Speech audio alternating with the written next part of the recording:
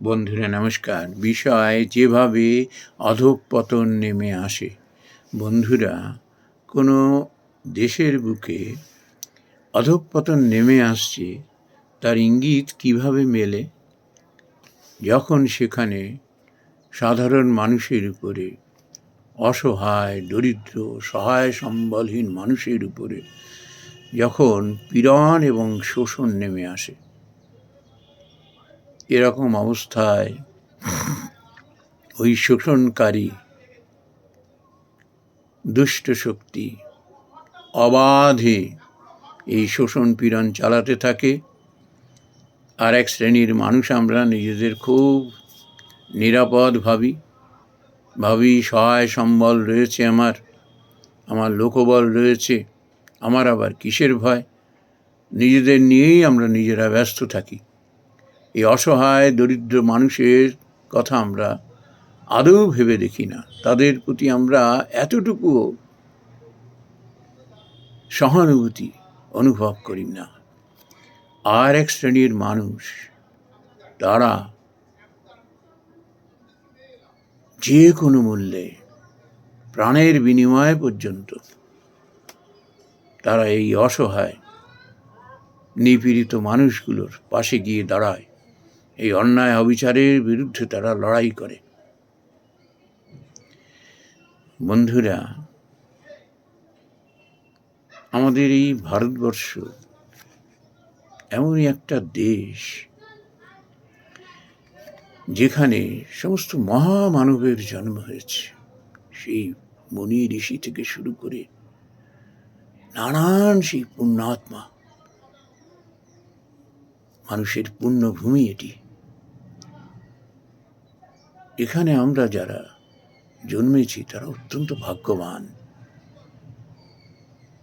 যদি আমরা এই দেশের ইতিহাসটি যদি আমরা একবার খুঁজে পেতে তাকে জানার চেষ্টা করি, একেবারে জ্বলন্ত দৃষ্টান্তটি হল ভারতবর্ষের স্বাধীনতা সংগ্রাম। ব্রিটিশ সরকার 200 বছরেরও বেশি সময় ধরে এই ভারতবর্ষকে শাসনের নামে শোষণ আর পীড়ন করে গেছে। আর তার সহায় হয়েছিল এক শ্রেণীর দেশদ্রোহী মানুষ। এই ভারতবর্ষের বুকে এই পুণ্যভূমিতে জন্মগ্রহণ করেও তারা ব্রিটিশের দালালি করেছিল, তাদের সঙ্গে অশুভ শক্তির সঙ্গে আঘাত করে দেশের মানুষের উপরে তারা অত্যাচার করেছিল। ব্রিটিশ সরকার তাদের দম্ভে ভুলে গিয়েছিল যে এটি হলো মহামানবের দেশ। এই ভূমিতে এমন শক্তির বীজ লুকিয়ে রয়েছে, সেই শক্তিকে কেউ পরাভূত করতে পারে না। সেটি তারা কখন বুঝেছিল? যখন দেখলো, আরে বাপস, এই সহায় সম্বলহীন মানুষগুলো, ঢাল নেই, তরোয়াল নেই, এইভাবে তাদের মধ্যে শক্তি স্ফুরণ হতে পারে। তারা দেশ ছেড়ে পালিয়েছিল এবং এই পুণ্যভূমির প্রভাবে অতি অল্প সময়ের মধ্যেই ভারতবর্ষের শিল্প সংস্কৃতি থেকে শুরু করে সব দিকে ভারতবর্ষ এমনভাবে বিকশিত হয়ে উঠল যে আমরা এখন ভাবলেই অবাক হয়ে যাই। স্বাধীনতার স্বল্প সময়ের মধ্যেই কিভাবে এমন সম্পদের অধিকারী হয়ে উঠল, তার কারণ হলো ভারতবর্ষ এমনই একটা পুণ্যভূমি। এই পুণ্যভূমির মাটিতে মনুষ্যত্বের বীজ লুকিয়ে রয়েছে। এখানে অশুভ শক্তি বেশি দিন রাজ করতে পারে না, সাধারণ মানুষের উপরে বেশি দিন অত্যাচার করতে পারে না, কেবলমাত্র তারা অহংকারে ভুলে থাকে। বন্ধুরা, ভারতবর্ষ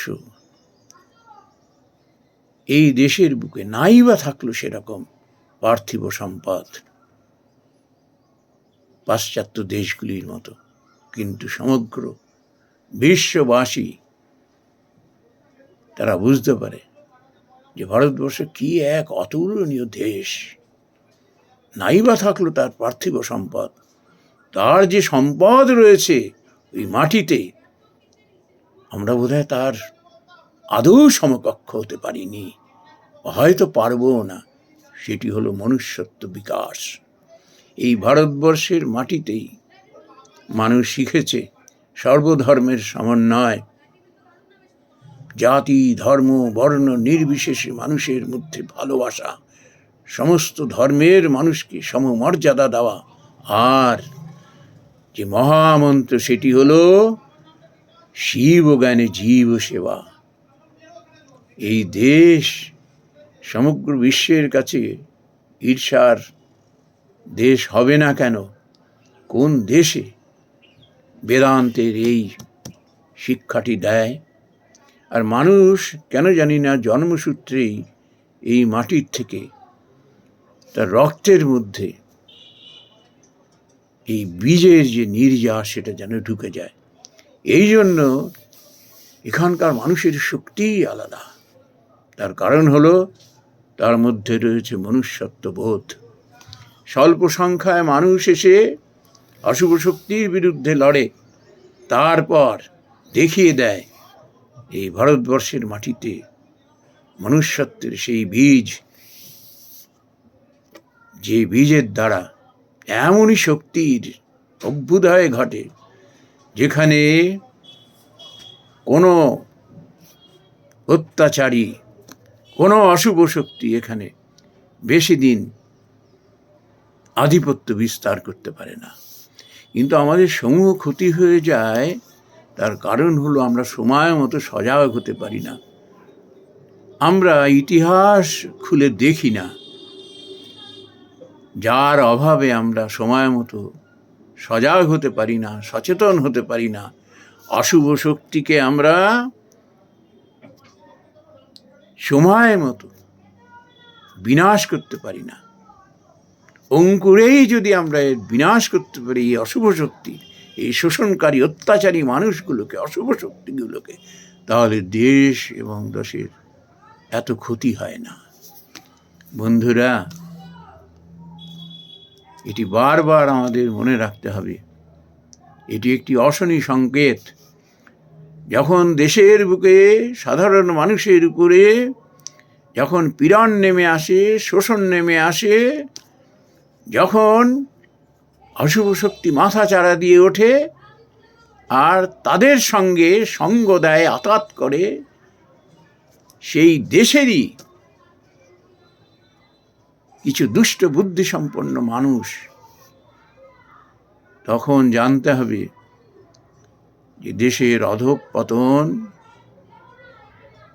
অচিরেই, এবং তার খেসারত আমাদেরই দিতে হবে।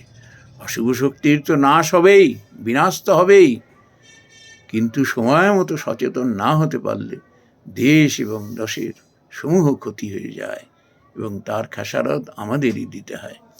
নমস্কার বন্ধুরা।